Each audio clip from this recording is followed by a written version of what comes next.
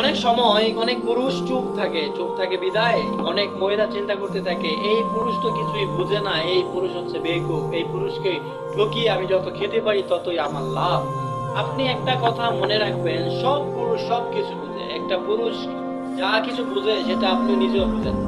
পুরুষ সব কিছু বুঝে, কিন্তু আপনাকে সময় দিচ্ছে, আপনাকে ভালো হওয়ার টাইম দিচ্ছে, কিন্তু আপনি ভুলে যান না যেই দিন এই পুরুষটা আপনার কাছে হিসাব চাইবে সেই দিন আপনার কিচ্ছু বলার থাকবে না।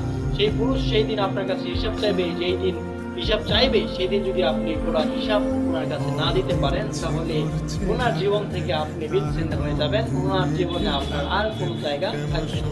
অনেক মানুষ প্রবাসী থাকে, প্রবাসী বউ যারা আছে বাংলাদেশে, তারা চিন্তা করতে থাকে আমার আমার হাজবেন্ড থাকে দূর দেশে প্রবাসে, আমি যদি এখন পরকীয় করি সে তো জানতে পারবে না, সে আমার আমার কাছে নেই, সে কিভাবে বুঝবে।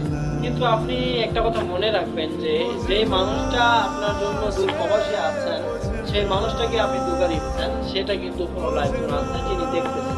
আপনার কাছে মনে হবে সে তো আমাকে দেখতেছে না, আমি এখন যা খুশি তা করবো, কিন্তু আপনি ভুলে গেলে চলবে না যে আপনার উপরে একজন আছে যে সবকিছু দেখতেছেন।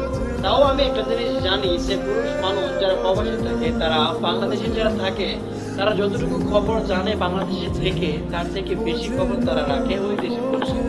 কিভাবে রাখে, কিভাবে হয় সেটা সেটা আমি বলতে পারবো না, কিন্তু বাংলাদেশের মানুষের থেকে অনেক বেশি কিছু জানে সেই প্রবাসী মানুষ। তাদের সব খবরাখবর রাখে বাংলাদেশ সম্পর্কে। আপনি কার সাথে কি করতেছেন, উঠতেছেন, বসতেছেন, খাইতেছেন সবকিছু খবর এভরিথিং সে মনে রাখে এবং সব খেয়াল রাখে।